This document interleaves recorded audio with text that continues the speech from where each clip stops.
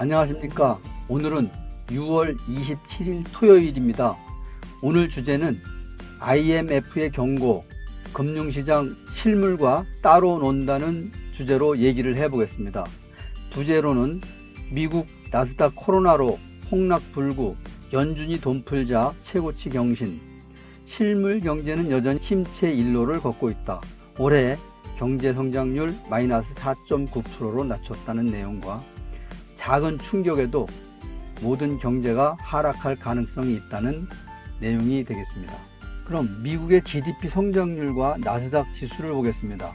GDP 성장률은 지난 4분기, 19년 4분기에는 2.1%였는데 지금 20년 1분기에는 마이너스 5%로 하락을 했습니다.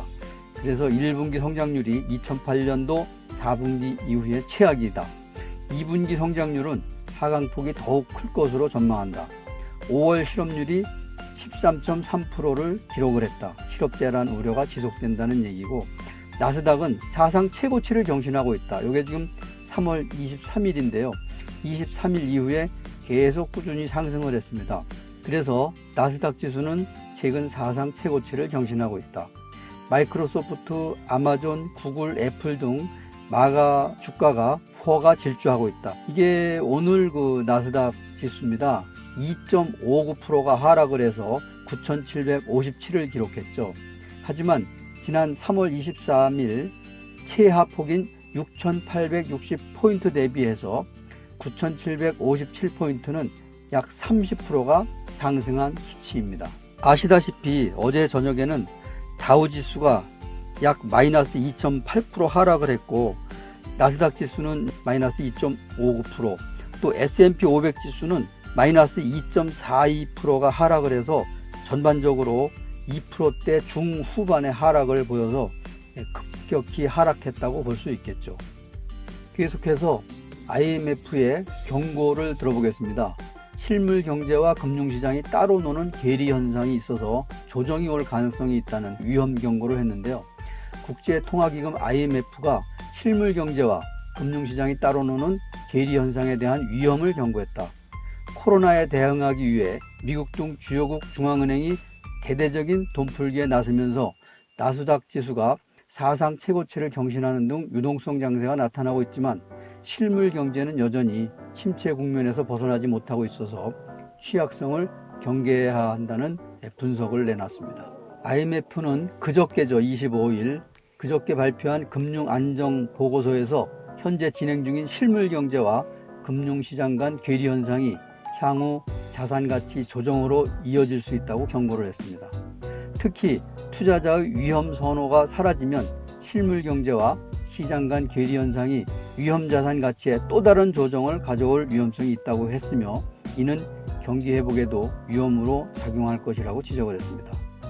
또 대부분 주요 선진국 주식 채권 시장에서 시장 가격과 펀더멘털에 기초한 밸류에이션 가치 차이는 역사적으로 높은 수준이라고 지적했습니다. 현재 미국 증시만 놓고 보면은 코로나 충격에서 벗어난 듯한 모습이기도 하죠. 나스닥 지수가 올해 들어 이날까지 약 11.64% 상승률을 보이고 있다고 발표했습니다. 미국의 연준의 대대적인 돈 풀기에 대해서 알아보겠습니다. 미국의 연준은 코로나 사태가 터지자 발빠르게 제로금리 또 양적 완화 정책을 재도입하는 한편, 각종 비상기구를 설치하며 회사채 매입 등 대대적인 유동성 공급에 나섰다. IMF는 미국을 비롯한 세계 주요 10개 선진국 중앙은행을 유동성 공급하기 위해 지난 1월부터 약 6조 달러의 자산을 사들였다. 이는 2008년 글로벌 금융위기 당시 2년 동안 매입한 자산의 2배가 넘는 규모라고 설명했다. 2년 동안 2배가 넘는 규모를 매입했는데, 이번에는 3개월 동안 이렇게 2배가 넘는 규모의 자산을 사들였죠.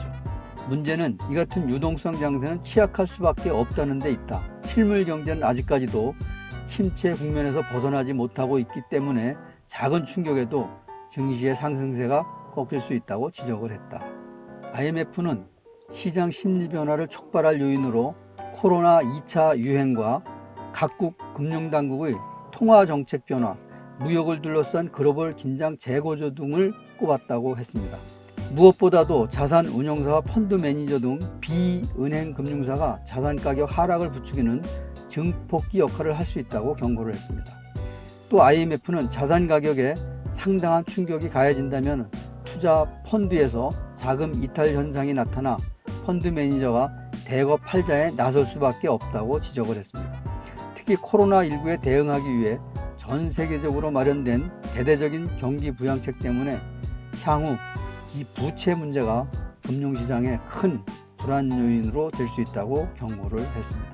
또 미국에서는 7월에 추가 경정 예산이 지금 계획돼 있죠. 그래서 트럼프 대통령이 2차 돈풀기를 지금 계획하고 있다고 보도가 된 적이 있습니다. 계속해서 IMF의 자료를 보겠습니다. IMF는 국내 총생산 대비 기업 채권 발행이 역사적으로 아주 높은 수준이라고 했으며 최근 몇 년간 증가해온 가계부채와 결합해 금융시장의 취약점이 될 수 있고 현재 계속되는 경제 위기에 또 다른 충격이 될 수 있다고 지적을 했습니다. 또 일부 채무자는 높은 채무를 감당하기 어려울 수 있다며 파산해서 빚어지는 손실로 일부 국가에서는 은행이 보유한 회복 능력을 시험하게 될 수도 있다고 전했습니다. 시험하게 된다는 것은 위기가 온다는 얘기가 되겠죠. 한편 IMF는 전날 발표한 세계 경제 전망 보고서 수정본에서 올해 경제 성장률 전망치를 마이너스 4.9%로 하향을 했습니다. 약 1.9%를 하향을 한 것이죠. 마이너스 3%에서. 그만큼 실물 경제 침체의 골이 깊다는 전망입니다.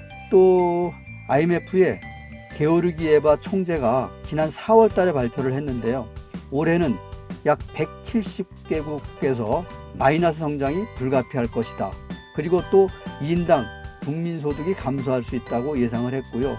이번 위기는 선진국, 개발도상국 할 것 없이 모두 상처를 입을 것이며 특히 신흥시장과 저소득 국가가 위험한 상황에 빠질 수 있다고 경고를 했습니다. 앞에서 미국의 그 GDP 하향을 설명을 했는데 GDP 하향은 경기 침체 진입의 신호라고 했습니다.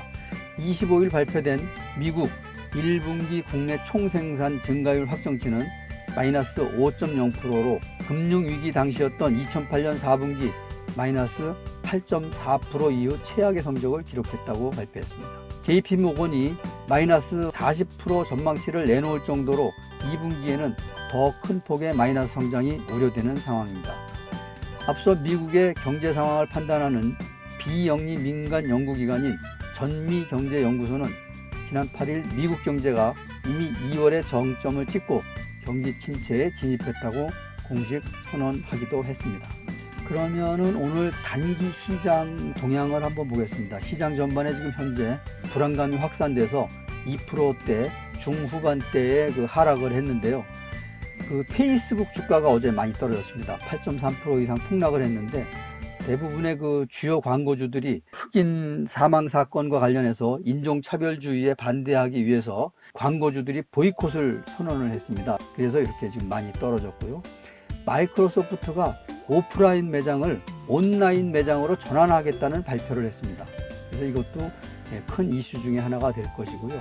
또 코카콜라가 소셜미디어 플랫폼에서 유료 광고를 30일간 중단하겠다고 발표를 했습니다. 이것이 제가 볼 때는 그 인종차별주의에 반대하는 그런 뜻에서 했을 수도 있겠지만은 물론 뭐 경제적으로 어려움이 있어서 그럴 수도 있겠죠.